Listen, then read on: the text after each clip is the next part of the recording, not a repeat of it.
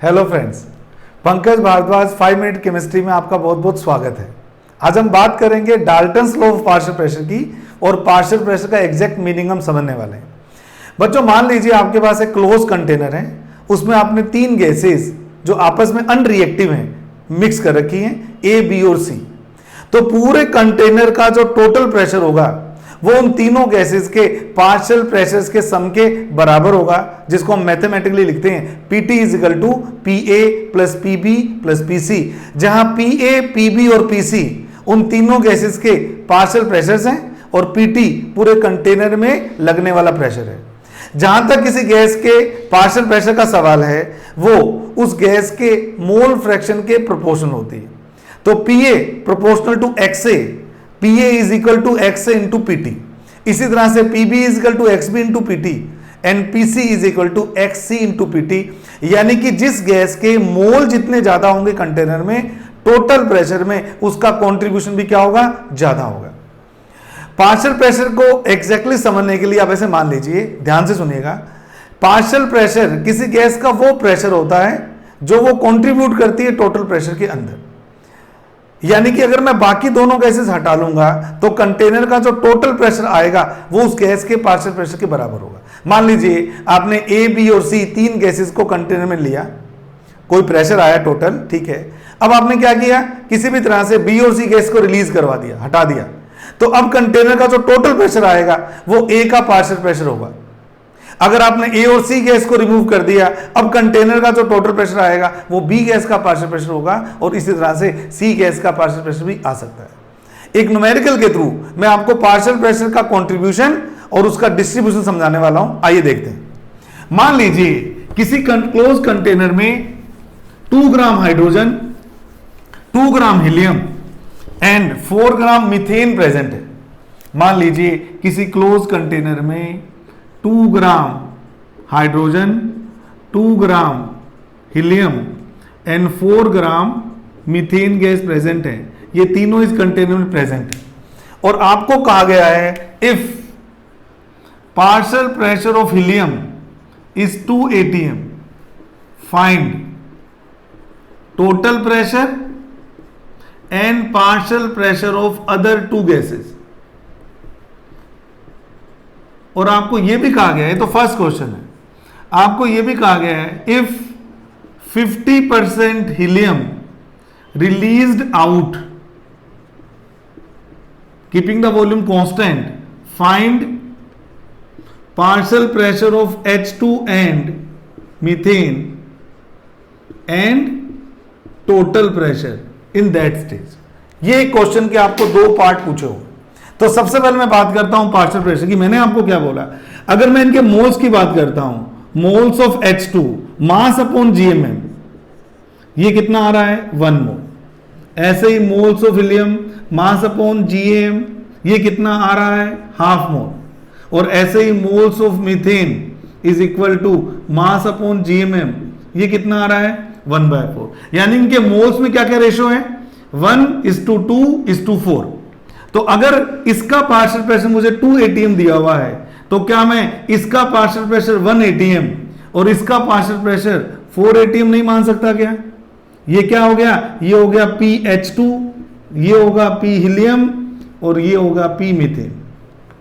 क्योंकि partial pressure का जो कंट्रीब्यूशन होता है वो उनके मोल के प्रोपोर्शन में ही होता है। ठीक बात है। अब मुझे पता लग गया, एक तो मुझे पता लग गया कि इस कंटेनर में जो टोटल प्रेशर आएगा वो 7 atm आएगा और मेरे को बाकी दोनों गैसेस के भी पार्शियल प्रेशर पता लग गए, H2 का 4 atm और मीथेन का 1 atm। तो पहले क्वेश्चन का आंसर तो आ गया। अब ज्यादा इंपॉर्टेंट है सेकंड क्वेश्चन कि अगर कंटेनर में से कोई गैस रिलीज हो जाती है तो बाकी बची हुई गैसेस के पार्शियल प्रेशर पे क्या फर्क पड़ता है। बच्चों आंसर याद रख लो, कोई फर्क नहीं पड़ता। अगर कोई एक गैस चली गई तो बाकी दोनों गैस के पार्शियल प्रेशर फिक्स होंगे, उसमें कोई फर्क नहीं पड़ेगा। बस इतना सा फर्क पड़ेगा कि टोटल प्रेशर भी उसी प्रोपोर्शन में कम हो जाएगा। आइए देखते हैं। अगर मेरे को कहा गया है कि 50% हीलियम रिलीज हो गई है तो मैं क्या करता हूं, वापस चलिए, हाइड्रोजन, हीलियम और मीथेन। अब अगर 50% चली गई है तो इसका 1 ग्राम बचे। अब नए मोल्स निकाल लीजिए। अब आप नए मोल्स निकाल लीजिए। नए मोल यही होंगे बेटे, इनमें तो कोई फर्क ही नहीं पड़ा, ये जरूर कम हो गया। अब हो गया 1/4 1 और 1/4। अब मुझे आप बताइए, अगर मोल आधे हो गए तो क्या इनके पार्शियल प्रेशर के कंट्रीब्यूशन में भी ये फर्क पड़ेगा?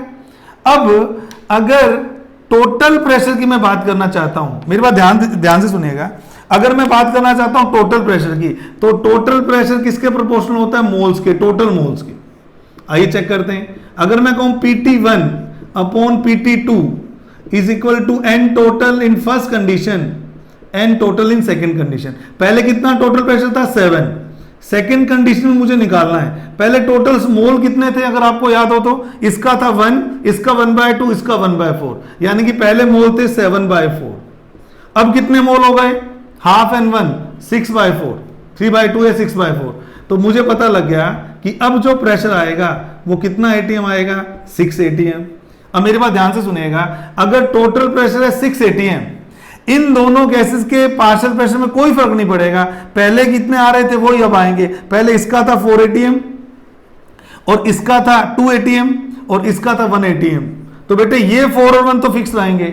अब यानी कि इसका पार्शियल प्रेशर कितना रह जाएगा? 1 ATM to maintain 6 ATM partial pressure, total pressure. इसका मीनिंग ये हुआ कि अगर किसी कंटेनर में से कोई गैस चली जाती है तो क्या क्या चीजें चेंज होती हैं? एक तो टोटल प्रेशर कम हो जाता है, एक तो टोटल प्रेशर कम हो जाता है, और एक उस गैस का पार्शियल प्रेशर कम हो जाता है जो जाती है। उन गैसेस के पार्शियल प्रेशर में कोई फर्क नहीं आता जो गैसेस कंटेनर को छोड़ के नहीं जाती। इसको मैं एक एग्जांपल से आपको बताता हूं, हालांकि टाइम ऊपर हो रहा है। मान लीजिए 3 फ्रेंड्स हैं, A, B और C। तीनों ने किसी सोशल कॉज के लिए कुछ कंट्रीब्यूट करने का फैसला किया। A कह रहा है कि मैं 100 रुपीज दूंगा, B कह रहा है मैं 200 रुपीज दूंगा और C कह रहा है मैं 300 रुपीज दूंगा। तो टोटल कंट्रीब्यूशन कितना होगा? 600 रुपीज। अब मान लीजिए किसी कारण से A कह रहा है कि मैं कंट्रीब्यूट करता ही नहीं, तो क्या टोटल कंट्रीब्यूशन कम हो जाएगा? हाँ, 500 रुपीज हो जाएगा। पर क्या इससे B और C के कंट्रीब्यूशन में कोई फर्क पड़ेगा क्या? बिल्कुल नहीं पड़ेगा। उसका पहले भी 200 था और 300 था और बाद में भी 200 और 300 होगा। इस तरह से हम समझ सकते हैं कि किसी क्लोज कंटेनर में जिसका वॉल्यूम फिक्स हो, अगर कोई नई गैस आ जाए या कोई प्रेजेंट गैस बाहर चली जाए तो बाकी गैसेस के पार्शियल प्रेशर में कोई फर्क नहीं पड़ता। इसको हम पार्शियल प्रेशर का एक कॉन्सेप्ट मान के याद रखेंगे। Thank you so much. इस चैनल को सब्सक्राइब कीजिए ताकि आपको नए नए वीडियोस इसी तरह के मिलते रहेंगे। आज के लिए सॉरी, थोड़ा लंबा हो गया वीडियो मेरा, क्योंकि मुझे कॉन्सेप्ट आपका क्लियर करना था। Thank you so much.